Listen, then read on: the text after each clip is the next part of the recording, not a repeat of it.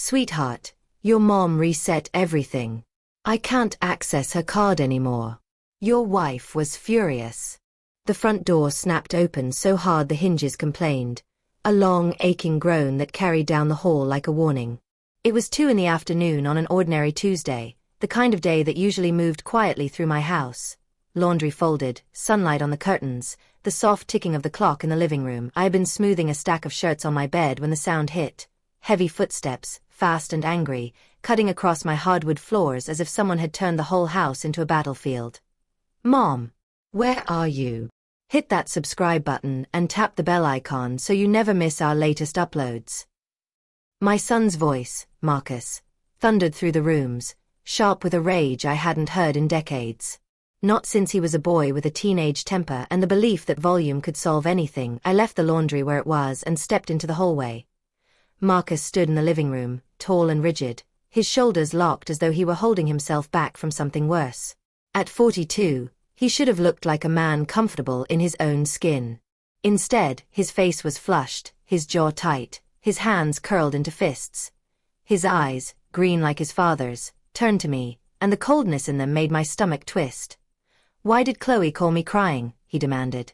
She said you changed the password on your card. She was at the grocery store and couldn't pay. Do you know how humiliating that is? People were staring. I stood in the doorway a moment, surprised by how quickly my body went still. 70 years had taught me how to remain calm when emotions tried to hijack a conversation. But this wasn't a stranger. This was my son. In my home. Marcus, I said evenly, lower your voice. He took a step toward me. Answer me. I did change the password, I said. Because it's my card. He scoffed, as if I had said something ridiculous. Your card. Mom, we're family. I held his stare. Family doesn't mean anyone can use my money without my permission. Marcus moved closer, his anger pulsing like heat off a stove. Chloe wasn't buying jewelry. She was buying food. Cleaning stuff.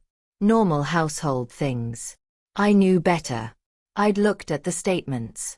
I'd seen the numbers, expensive restaurants, designer stores, beauty counters that charged more for one bottle than I spent on groceries in a week. But I didn't bring the receipts out yet. Not while he was standing there like a storm. If you need help with something specific, I told him, we can talk like adults. You can ask. But I'm not leaving my card open for unlimited use. His expression tightened. Unlimited use? So now you're calling my wife just anyone? I'm saying my credit card isn't a shared family service, I replied. He stared at me like I had betrayed him. Then he began pacing, quick circles across the living room, his shoes striking the floor in hard, impatient beats. I can't believe you, he said. You've helped people your whole life. You've always been generous. And now that your own family needs support, you're acting like you don't care. His words landed like stones, each one heavier than the last. The one that hurt most was the tone beneath them. Not sadness, not confusion, but entitlement. As if my help had never been kind. As if it had become something he deserved. I do care, I said quietly. That's why we're having this conversation. But caring doesn't mean surrendering control. Marcus stopped pacing and faced me again. Then give me a real reason, he snapped. Why change it suddenly without warning? I drew a slow breath. My hands were steady, but my heartbeat wasn't. Because I reviewed my statements, I said. And there are charges I don't recognize. The room went strangely quiet. For the first time since he arrived, Marcus didn't immediately throw another accusation. Then his eyebrows lifted in disbelief. You don't recognize them? Mom, Chloe told me she always asked you. I felt a hard, unexpected clarity rise in me, like a light switching on in a dark hallway. She didn't, I said. Marcus' face went still. What? She didn't ask, I repeated. And she's not telling you the truth. The silence that followed had weight. Marcus stared at me as if I'd struck him without moving. I won't let you talk about my wife like that, he said, voice lower now, colder. I'm not insulting her, I said. I'm telling you what I know. He exhaled sharply, shaking his head. This is what I mean. You're becoming paranoid. The word scraped across my nerves. Paranoid. Like I was losing my mind for wanting to understand where my money was going. Then he said something worse, something that made my skin go cold. Maybe it's time someone else handles your finances. For a moment I didn't speak, because my brain needed time to catch up to my heart. My son was suggesting I couldn't be trusted to manage my own life. I straightened. You need to leave, Marcus. He didn't move. Not until we fix this. Give me the new password. No, his eyes narrowed. Mom. I said no. My voice stayed calm, but it was firm enough to hold the line. If Chloe needs something, she can ask me directly. Like an adult. Marcus stared at me for a long second. Then he turned toward the door. This isn't over, he said, hand on the knob. I didn't chase him. I didn't soften it with apologies I didn't owe. It's not a tantrum, I said. It's a boundary. He looked back at me with a hard, resentful expression. You're going to regret this when you see what it does to our relationship. Are you threatening me? I asked. I'm warning you, he said. Chloe is devastated. She might not want to see you after this. That will be her choice, I said. The door closed behind him with a dull, final thud. I stood there a moment, breathing through the tremble in my limbs. Outside, the afternoon sun lit my patio plants like nothing had changed. My flowers still needed water. The world still moved. But inside my house, the air felt heavier, as if anger had seeped into the walls. I sat in my favorite armchair, the same one where I used to rock Marcus to sleep, the same one where I had held him when he scraped his knees, the same one that had witnessed nearly every version of motherhood I had ever lived. My hands shook as I rested them on the armrests. The truth was, it wasn't about a password, it was about control. And it was about the first time in years I had said a simple, life-altering word. No, the phone rang. I didn't move, it rang again, and then the answering machine clicked on. Chloe's voice came through, sharp and sweet at the same time, like a blade wrapped in velvet. Sylvia, I know you're there, she said. I hope you're happy. Marcus is crushed. I don't understand why you're acting like this toward us. We're your family. Then the line went dead. I closed my eyes and listened to the silence that followed. The clock read 3:30.2 hours ago. I had been folding laundry. Now it felt like I'd lived through an entire season of my life breaking apart. I went to the kitchen because my body needed something to do. I peeled potatoes slowly, letting the simple motion calm me the way cooking always had. But even as the knife moved, my mind replayed Marcus' face, his anger, his certainty, his demand. And beneath it, an ugly realization settled in. This was only the beginning. For decades, my life had been built on routine. After my husband died when Marcus was 12, structure had been my survival. Wake at 6. Coffee in the old machine my husband bought me. Check the garden. Keep the house tidy. Keep life predictable. We had lived in this 2-story home for 40 years. Every corner carried a memory. Marcus' first steps in the backyard, birthday candles blown out in the living room, school projects spread across the kitchen table. People in the neighborhood knew me as dependable, helpful. The one who showed up with soup when someone got sick, the one who loaned small amounts without counting the days until repayment. Generosity had always felt like honoring the life I'd built. Marcus had been a good son once. He studied hard. He spoke politely. When he finished school and began working with numbers, I was proud. I told myself my sacrifices had produced a man who understood responsibility. Then he met Chloe. The first time he brought her to my home, he introduced her like a declaration. Mom, this is Chloe. The woman I'm going to marry. She looked perfect in a way that didn't feel natural. Hairstyled, nails polished, smile bright enough to hide whatever she didn't want you to see. She complimented my cooking. Asked about my garden. Admired family photos. She played the role flawlessly. First, I thought I'd gained a daughter. The wedding was small but elegant, and I paid more than I planned. Chloe chose nearly everything, the flowers, the music, the menu, while I signed checks and told myself it was fine. For a while, Sunday visits continued. Lunch. Conversation. A sense of family filling my home again. Then the requests began. Small at first. We're tight this month. Just until payday.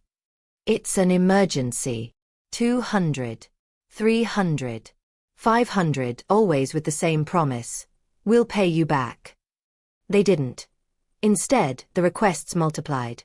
And somewhere along the way, what had started as help became expectation. And expectation became pressure. And pressure became a kind of quiet control I didn't recognize until it was already wrapped around my life. By the time I truly looked at my bank statements, the numbers weren't just surprising.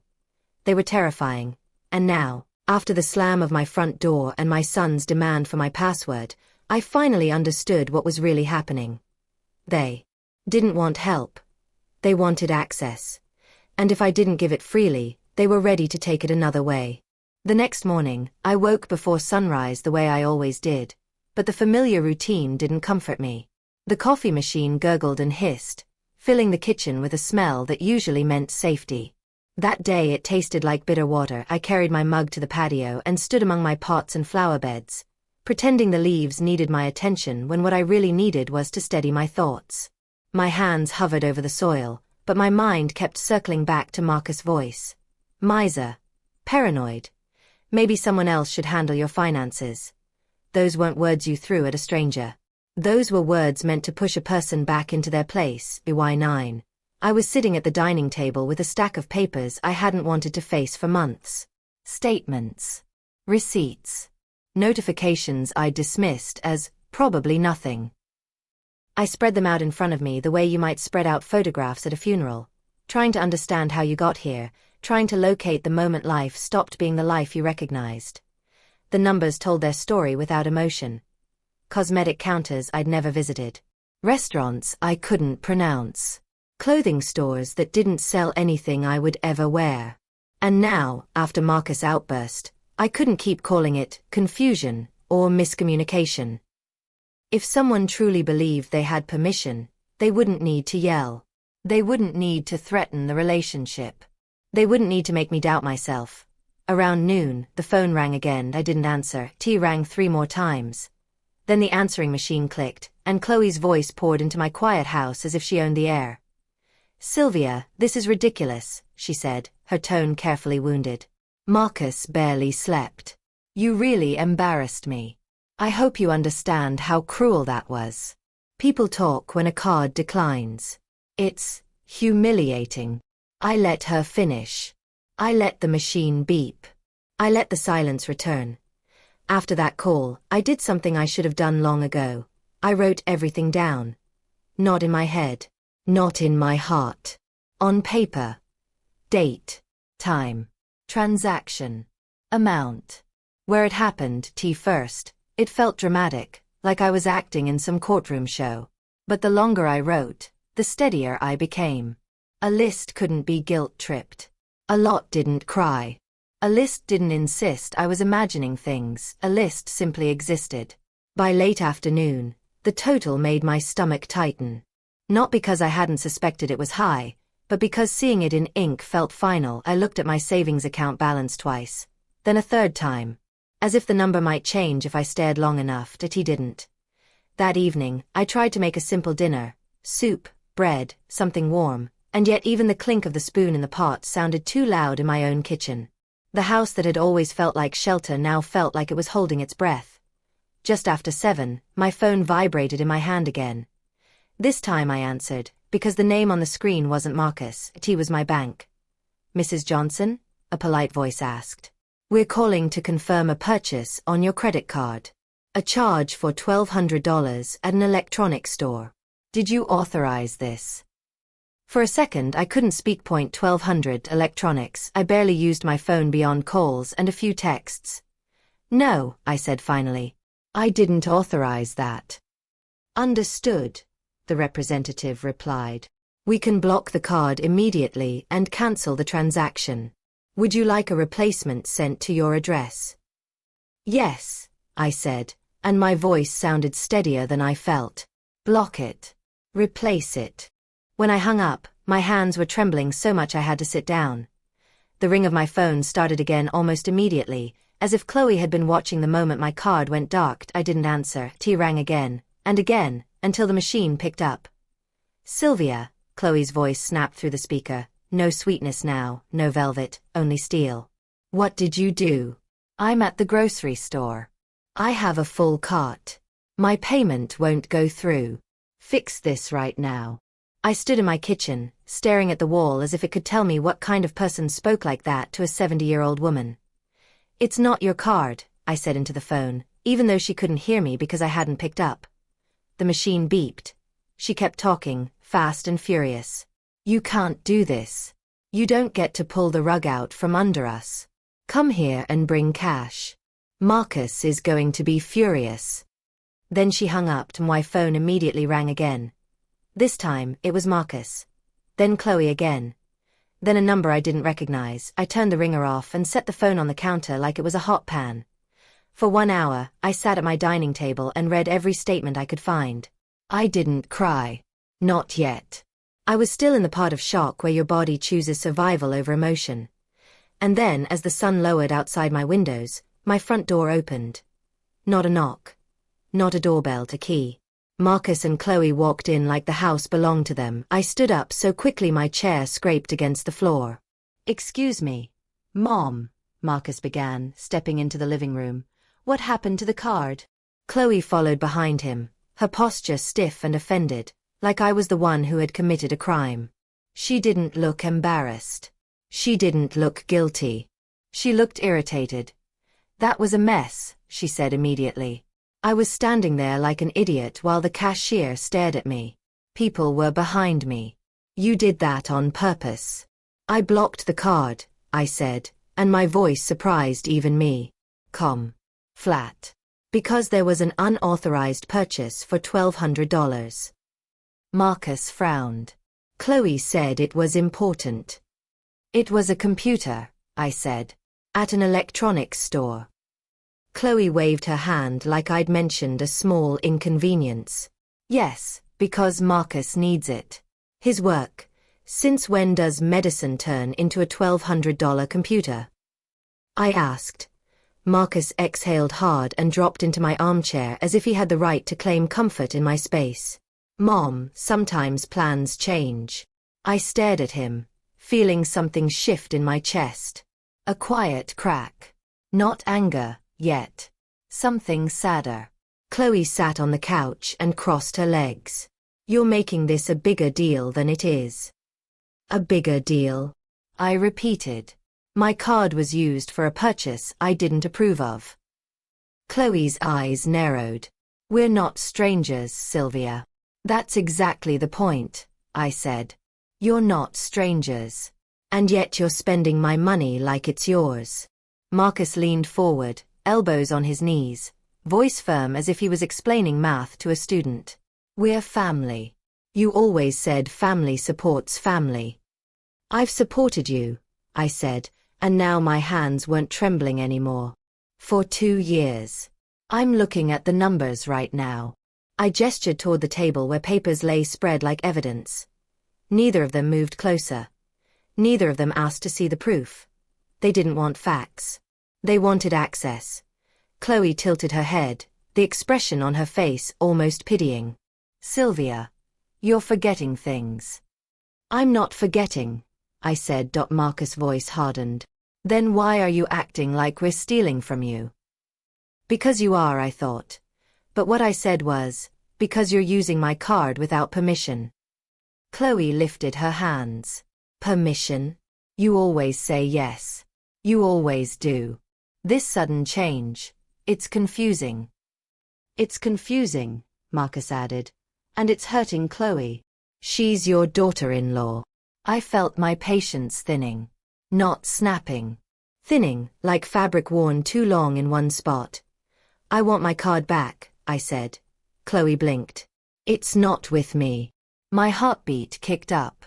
Then where is it? Marcus looked away for a moment, and that small movement told me more than any answer. Chloe spoke quickly.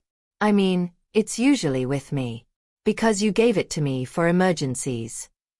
I did not give it to you permanently, I said. Marcus stood up. This is exactly what I mean. You're rewriting history. I'm correcting it, I replied.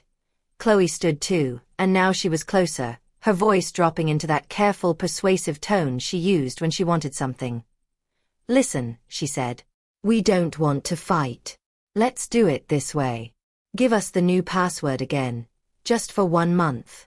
We'll prove we can be responsible. At the end of the month, if you're still uncomfortable, we'll stop asking. Marcus nodded like it was a generous offer. A trial run. 1 month. I looked at them, my son's wife, and something in me recognized the trap. 1 month meant new charges. 1 month meant more withdrawals. 1 month meant giving them the keys to the vault again, just so they could reassure me while they emptied it. I need time, I said. Marcus' face tightened. Time for what? To decide what I'm willing to tolerate, I answered. Chloe's eyes flashed. Sylvia, you're going to push us away. Marcus stepped toward the door. If you don't trust us, then maybe we should keep our distance until you come to your senses. There it was. Not love. Not concern. A punishment. They turned to leave, and once again they didn't slam the door. They didn't need to. Their quiet exit carried the same message. Give us what we want, or we'll take something else from you. When the house went still again, I walked to my bedroom and opened the small lockbox where I kept my important papers, my passport, the house deed, insurance information, and as I shifted the folders, I froze. There, tucked beneath the documents like it belonged there, was a photocopy of my credit card, front and back, clear enough to use anywhere. In the corner, a note in Chloe's handwriting. 4. Emergencies. C. My mouth went dry, because one copy wasn't an accident, it was a plan. And suddenly, the fight over a password made perfect sense. They weren't upset because I embarrassed Chloe at the grocery store. They were upset because, for the first time in 2 years, I had interrupted their access. And now I understood something that made my blood run cold. If they had a copy, they didn't even need the physical card. They only needed me to keep doubting myself long enough to hand over the rest. I slept poorly that night, waking every hour with the uneasy sense that something was wrong but not yet finished. When morning finally came, it brought no relief, only clarity. The photocopy of my card lay on the kitchen table where I had placed it the night before, like a silent accusation. After breakfast, I called my bank again. I need a complete transaction history, I told the representative. Everything. The last 2 years. There was a pause, then a careful reply. Of course, Mrs. Johnson. We'll send a certified report. You should receive it within 3 business days. 3 days felt like a lifetime, but there was nothing else to do except wait, and protect myself in the meantime. I cancelled automatic payments, changed online passwords, and locked every financial door I could find. Each step made me feel both safer and more heartsick. No one expects to need armor against their own child. That afternoon, I checked my lockbox again. Everything else was intact. But the realization stayed with me. Chloe hadn't just borrowed my card. She had studied it, planned for it, prepared for continued access even if I said no. The phone rang near sunset. It was Chloe. Her voice was sweet again, almost affectionate. Sylvia, how are you feeling today? I'm fine, I said cautiously. Oh good. I was worried. These last few days must have been stressful for you. She paused, then added casually, quick question, do you remember the 3-digit code on the back of your card? I want to order something online, and I don't have the card with me. The room went very still. Where is my card, Chloe? I asked. With me, she said easily. Like always. Why do you have it? Well, you gave it to me months ago, she replied. So I could handle emergencies without bothering you. That's not true, I said. There was a brief silence, then a soft laugh. Sylvia, you're forgetting things again. That word again, forgetting, slid into the conversation like poison. I want my card back, I said. Why are you making this so difficult? She asked, irritation creeping into her voice. What if something urgent happens? Then you ask me, I said. Like anyone else. Another pause. You know what? Chloe said finally. We should talk face to face. I'll come by. No, I said sharply. Just bring me my card. I'm already on my way, she replied, and hung up. 20 minutes later, Marcus's car pulled into my driveway. Chloe came alone this time, smiling as if nothing were wrong. She stepped inside, sat on my couch, and placed my card on the coffee table, close enough to see, far enough that I couldn't reach it without standing. Before you take it, she said gently, we need to clear the air. I didn't sit down. You've changed, she continued. You used to trust us. Now you act like we're strangers. I trust people who respect boundaries, I replied. You crossed mine. She stood and began walking around my living room, adjusting a picture frame, straightening a cushion. Familiar gestures. Possessive ones. Don't you trust my judgment? She asked, turning to face me. After everything? My money is not a test of loyalty, I said. It's mine. Her smile faded. Sylvia, women your age sometimes get overly cautious. It's natural. There it was again. Age. Doubt. Subtle accusation. I want my card, I repeated. She finally pushed it toward me. Here. But don't be surprised if this makes life complicated for everyone. I can live with that, I said. She paused at the door before leaving. I hope you don't regret pushing away the only family you have. When the door closed, I locked it. That night, I barely slept. Doubt tried to creep in. Am I overreacting? Am I becoming suspicious for no reason? But the photocopy answered every question. 3 days later, the certified envelope arrived. The report was 5 pages long. I read it slowly, line by line, my coffee growing cold beside me. Purchases made while I was asleep. Transactions in neighborhoods I'd never visited. And then something that made my breath catch. Cash withdrawals from ATMs at 3 in the morning. 6 of them. I had never withdrawn cash at night in my life. I called Marcus. Mom, he answered, already tense. There are ATM withdrawals I didn't make, I said. 6 of them. Those were emergencies, he replied immediately. Too quickly. At 3 in the morning? Sometimes things happen late, he snapped. I'm not keeping a diary for you. Explain this, I said, my voice shaking now. 2 purchases at the same time, in 2 different places. There was silence. That was a surprise gift, Chloe said from somewhere in the background. Marcus and I were splitting tasks. How many copies of my card exist? I asked. Copies. Marcus repeated. You're imagining things. I found one, I said, with Chloe's handwriting on it. Another pause. Finally, Marcus spoke. Mom, this obsession isn't healthy. Obsession. That was when I knew. This wasn't about misunderstanding anymore. It was about control, and about making me doubt my own mind so I'd give it back to them. An hour later, they arrived together, using the spare key I'd given Marcus years ago, just in case. They didn't knock. This has gone too far, Chloe said immediately. Your paranoia is hurting everyone. I placed the report on the table. Explain this. They barely glanced at it. Instead, Marcus said the words that changed everything. I think you need professional help. What kind of help? I asked. A doctor. Maybe a financial guardian, he said carefully. Someone to manage things objectively. A guardian. Someone else controlling my money. I felt cold all over. You're trying to take my finances, I said. We're trying to protect you, Chloe insisted. From yourself. In that moment, the final illusion shattered. They weren't afraid of losing me. They were afraid of losing access. And I realized, with a clarity sharper than fear, that if I didn't act now, I would lose more than money. I would lose my autonomy. And possibly my entire life. I didn't argue with them after that. There was no point. Once the word guardian entered the room, the conversation stopped being emotional and became dangerous. I watched my son and his wife leave my house that afternoon, and for the first time in my life, I felt something I never thought I would feel toward my own child. Fear. Not fear of violence, not fear of yelling, but fear of being erased. Of being declared incapable. Having my voice, my choices, my money taken from me under the polite language of concern. That evening, I called my neighbor, Alma Davis. We had waved at each other for years, shared small conversations over fences, borrowed sugar once or twice.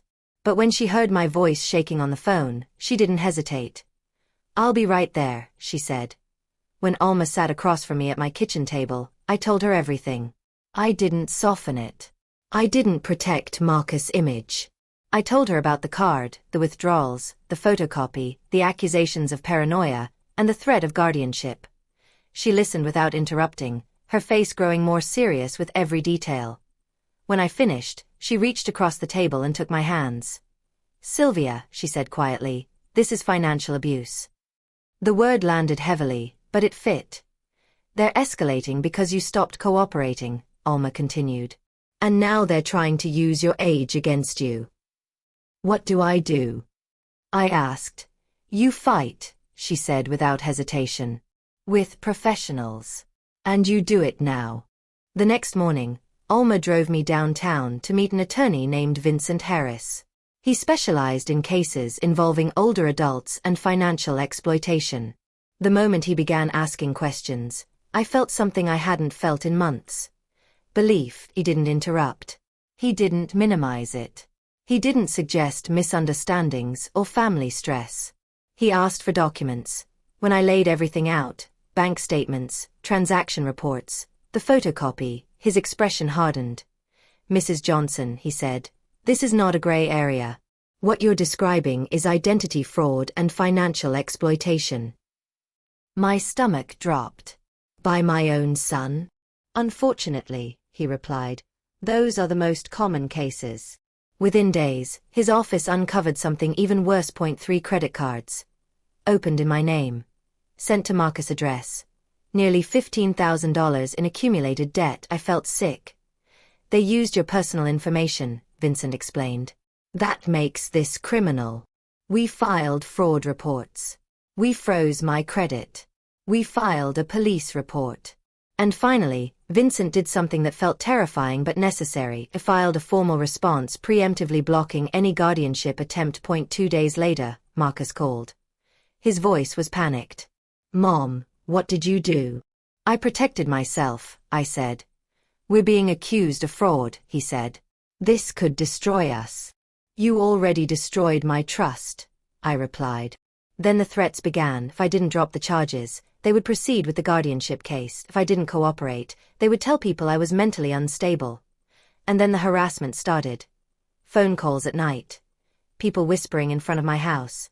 Someone spray-painted "crazy miser" on my car. They wanted me to break. Instead, I documented everything. Vincent told me to. Every call. Every visit. Every message. And when the official summons arrived, stating that Marcus and Chloe were formally petitioning the court to review my mental capacity, I didn't cry. I was ready. The court date was set for March, and the weeks leading up to it, Vincent's team gathered evidence like building blocks. Solid, undeniable, patient. Security camera footage from stores. Phone records proving I was home during purchases. Medical records from my long-time doctor confirming my mental clarity. When the day came, I walked into the courtroom with my head high. Marcus sat across the room, unable to meet my eyes. Chloe stared at me with quiet fury. The hearing lasted 3 hours. Their story unraveled piece by piece. The judge listened carefully, asked precise questions, and reviewed every document. When my doctor testified that I was mentally sound, capable, and fully competent, something shifted in the room. When the footage showed Chloe using my card while I was elsewhere, their case collapsed. The judge's ruling was firm. The guardianship petition was denied. The fraudulent debt was ordered removed. Marcus and Chloe were ordered to repay the stolen funds with interest. And a restraining order was issued. Family or not, the court recognized abuse when it saw it. As we left the courthouse, Vincent said softly, "You won." But it didn't feel like winning. It felt like survival. Life didn't magically return to normal after the ruling. The court decision protected my finances, my autonomy, and my future, but it couldn't erase the grief. Winning a legal battle doesn't feel triumphant when the cost is your own child. 4 weeks after the hearing, my house felt too quiet, as if it were mourning with me. Still, something important had changed. I slept again. I woke without fear of my phone ringing with another demand. I checked my bank account without dread.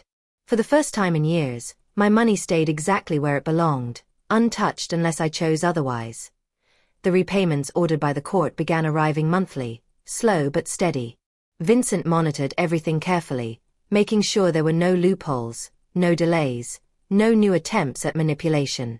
Each deposit felt less like reimbursement and more like proof that the truth mattered. More unexpectedly, Vincent didn't disappear once the case settled. His visits were professional.